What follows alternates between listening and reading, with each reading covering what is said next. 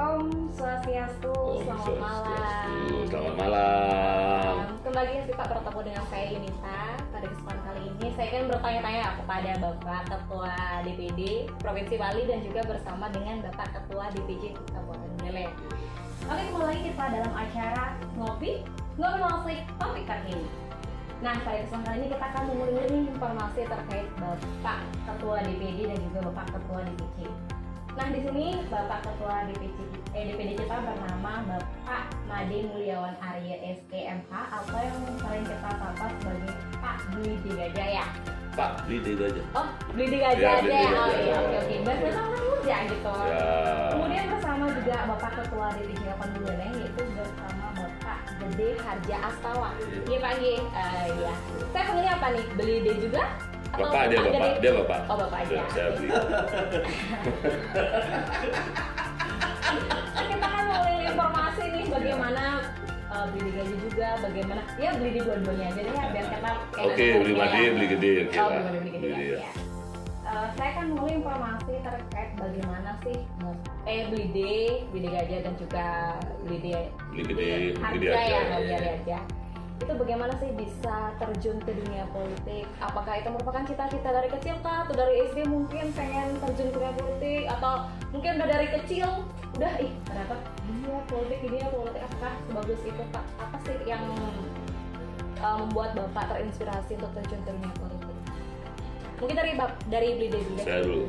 Ya. Mau cerita pendek, cerita panjang. Kalau cerita panjang 2 hari. Oh jangan Pak. Cerita pendek, oke. Pendek, sependek-pendeknya atau pendek aja? Oke, sedang. Oke. Nah, soalnya kalau kita ceritakan realnya itu bisa 2 hari. Jadi Pak De Yunita bisa nginep di sini. Nah, oke, saya lulusnya akuntansi. S1-nya akuntansi, iya. S1-nya, S2-nya MH. Nggak linear, tapi kan nggak masalah, itu namanya kan untuk pendidikan, untuk ilmu. Nah, saya semenjak keluar dari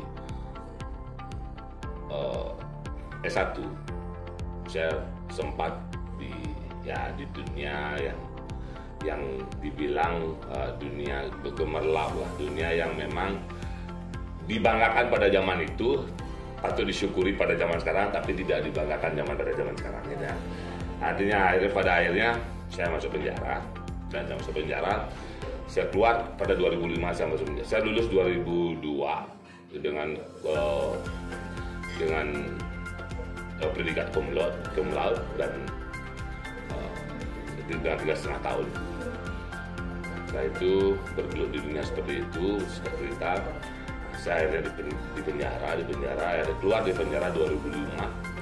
Setelah 2 bulan setelah penjara saya ke Amerika. Setelah di Amerika, selama 7 tahun di Amerika, saya balik ke Amerika. Saya join dengan pasukan pengamannya Pak Prabowo. Nah, pasukan pengaman, saya no idea, saya nggak tahu mau kemana. Tetapi pulang dari Amerika, daripada saya berkecimpung di dunia seperti dulu lagi, saya akhirnya memutuskan untuk kuliah S2 itu. Nah, disitulah saya bergabung di pasukan pengamannya Pak Prabowo. Waktu Jokowi Ahok saya ikut terlibat, dan kita tahu sejarahnya semuanya. Pada akhirnya disarankan saya untuk maju di politik, dan saya maju di politik juga bukan dari partai ya, ngelamar sendiri, bawa CV sendiri, dan akhirnya saya ngelamar dan di fit and proper test, dan lolos jadi caleg, bukan lolos jadi caleg. Ya mungkin namanya keberuntungan. Iya. Saya lolos dengan suara tertinggi untuk di Partai Gerindra. Nah, di 2014 saya lolos suara tertinggi di Partai Gerindra, dan akhirnya saya terpilih menjadi pimpinan DPR sebagai ketua. Jadi umur saya waktu itu 31 tahun masalah. Waduh, 31 tahun udah bisa menjabat dengan pengalaman yang sangat luar biasa. Wih, saya plus banget nih buat Blide. Aduh, luar biasa. Tapi awalnya saya tukang panggul Bapak, kalau Bapak Prabowo, suka awalnya. Jadi kita mulai dari nol, kita semua berproses. Ya, semua butuh juga proses bagaimana kita ingin mewujudkan cita-cita, apalagi pribadi dari dulu mungkin sakit-sakit dulu dahulu Pak ya, bersenang-senang kemudian. Saya nggak sakit sih, cuma susah ya. Oh iya. Makanya kan banyak orang dahulu bilang zaman dulu tuh jangan gila-gila sekali Pak ya. Kalau sekarang mah zamannya udah zaman bagus Ya, ya. jangan sakit lah, susah ya, tapi iya. sakit jangan. Beda banget zaman dulu sekarang beda jauh Pak. Oke, kita ke Bapak yang selanjutnya deh. Kok Bapak beli gede, beli Ya. ditambah komitmen. Mohon maaf, Ya, Pak. Saya karena lihat tampang ya.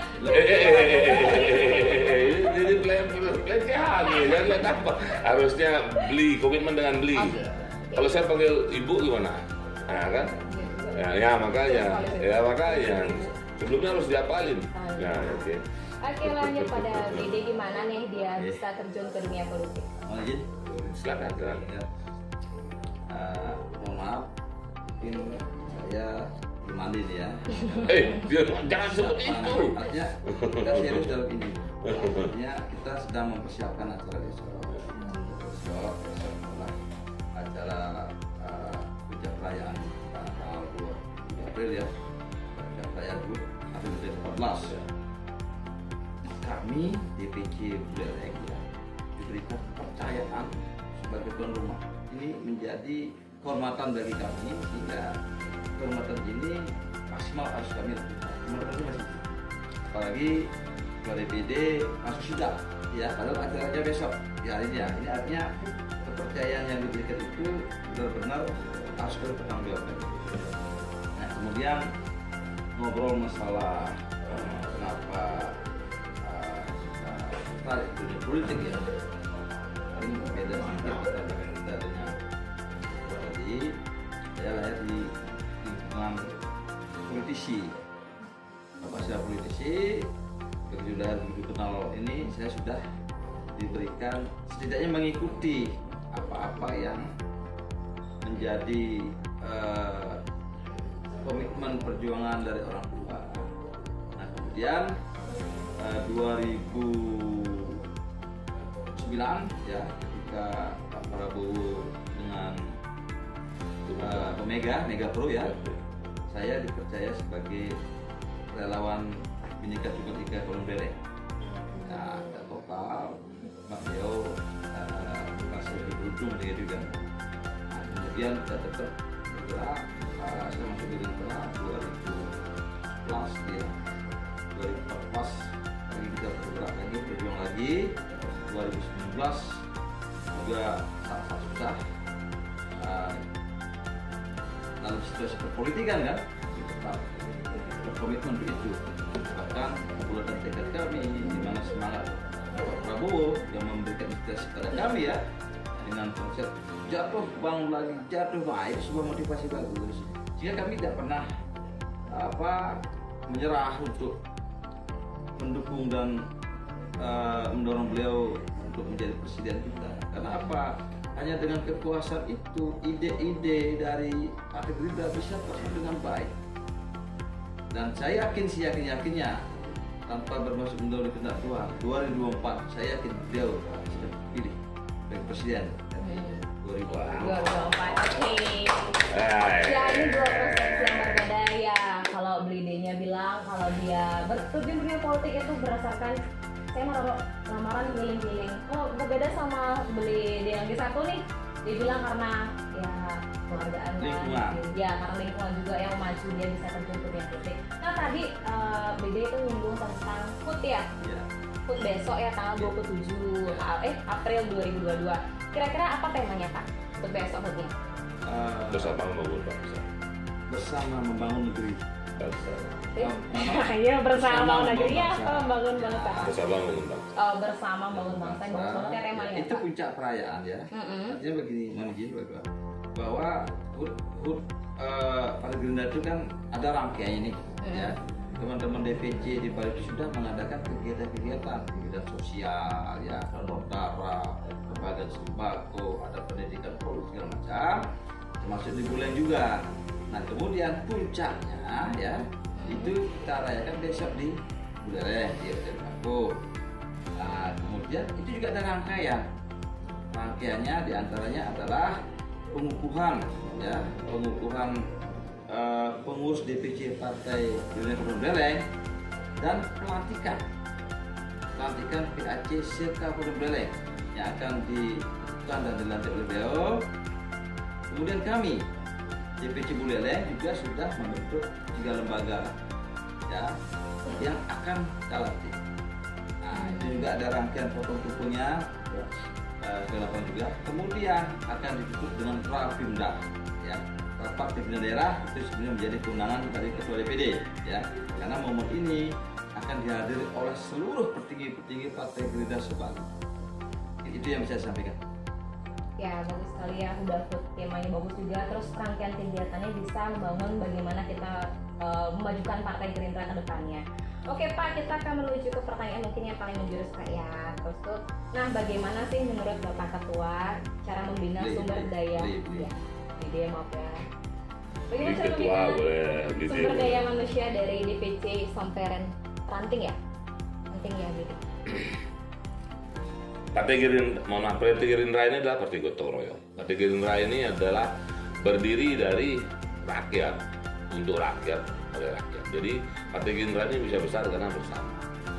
Jadi kita menekankan apapun yang dikatakan Bapak Prabowo, kita bisa besar karena kita bersama.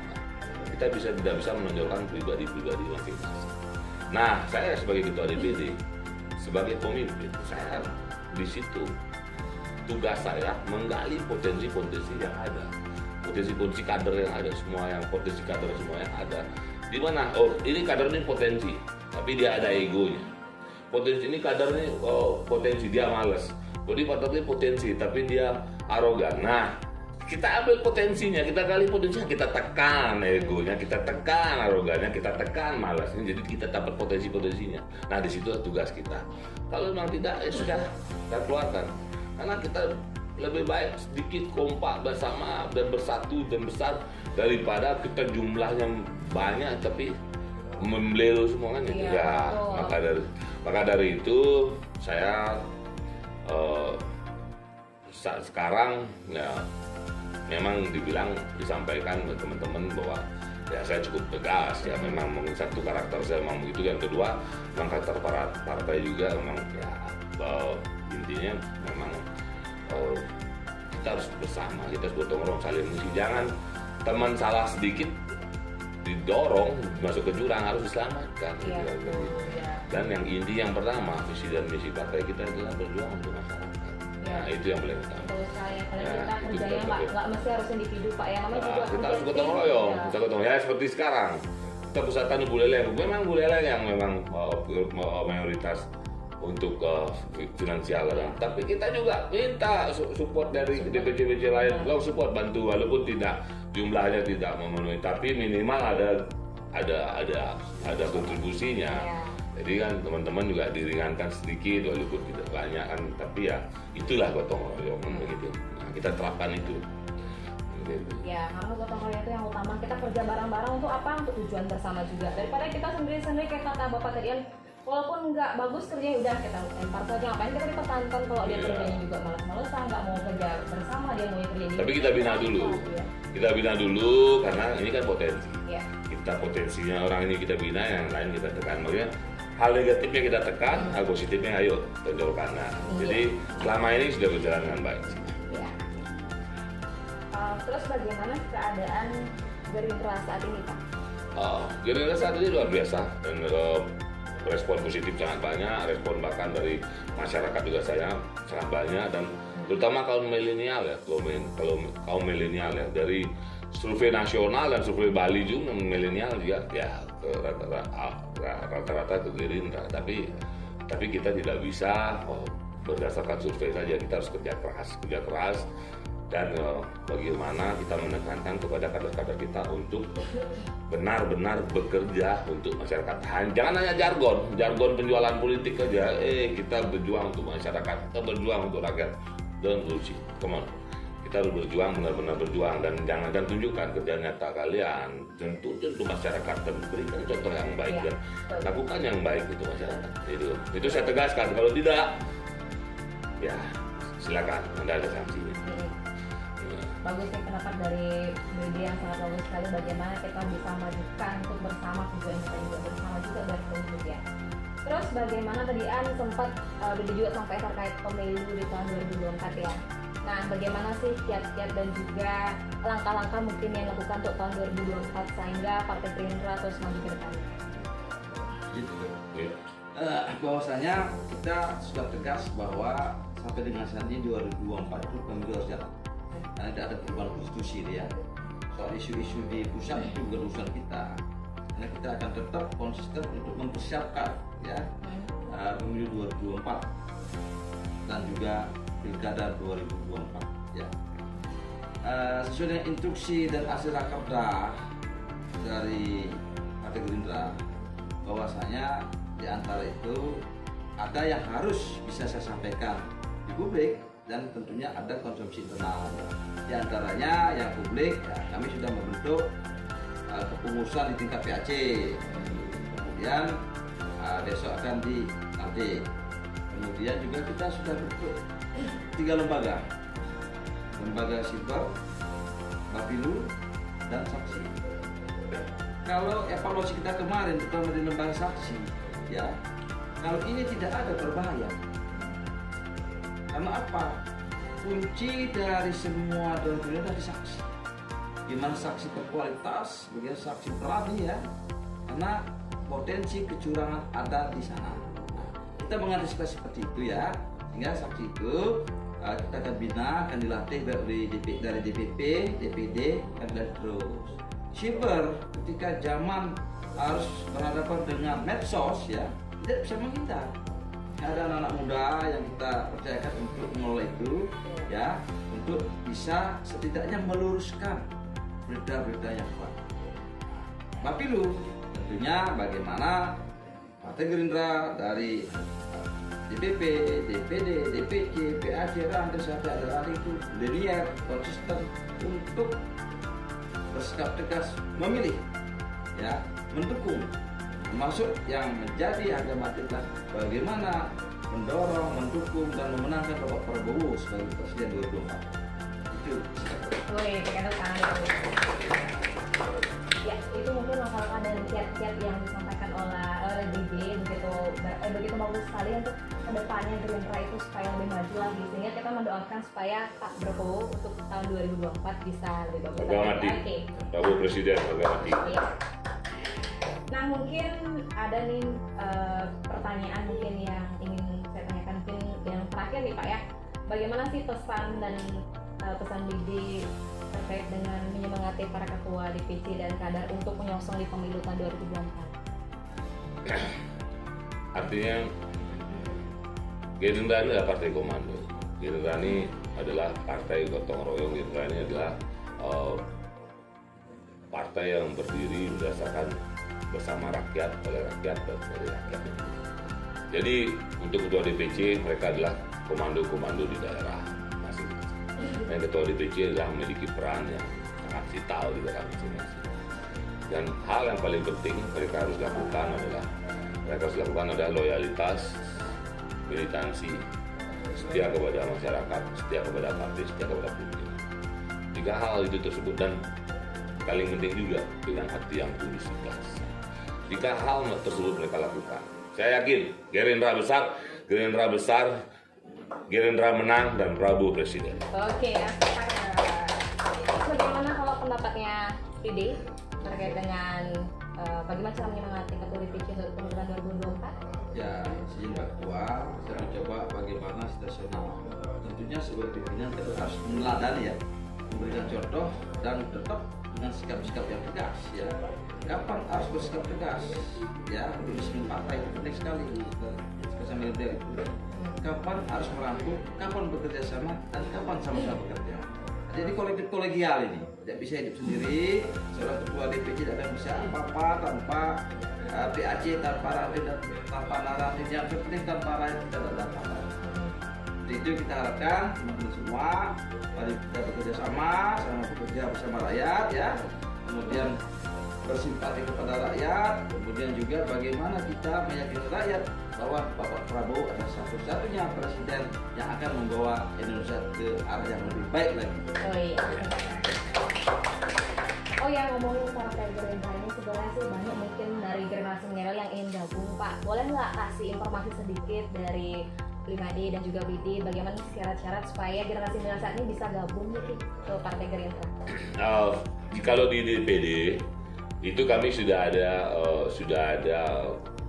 di media sosial, dari terutama di DPD Gerindra, Instagram, ada di Facebook, ada TikTok, ada Twitter, ada itu. Jadi memang di situ sudah cantumkan untuk datang sendiri, datang ke kantor DPC terdekat atau datang ke kantor DPD membawa hanya KTP. KTP di situ daftar, di sana ada form dan daftar integritas yang harus dikeluarkan. Nah, otomatis dan nanti KTA langsung dikeluarkan. Itu simpel. Nah, untuk menunggu online ya, sebenarnya kami udah punya online ya, cuman kan kami tidak bisa mengeluarkan online sembarangan, harus koneksi ke pusat. Jadi begitu koneksi ada di pusat, udah koneksi online, sudah online sudah. Nah, itu tapi kami sudah ada di media sosial kami. Nah, sedangkan di DPC di Buleleng saya lihat juga udah mengikuti apa yang kami lakukan di DPD. Jadi Buleleng ini apa yang dibuat di DPD ya, sangat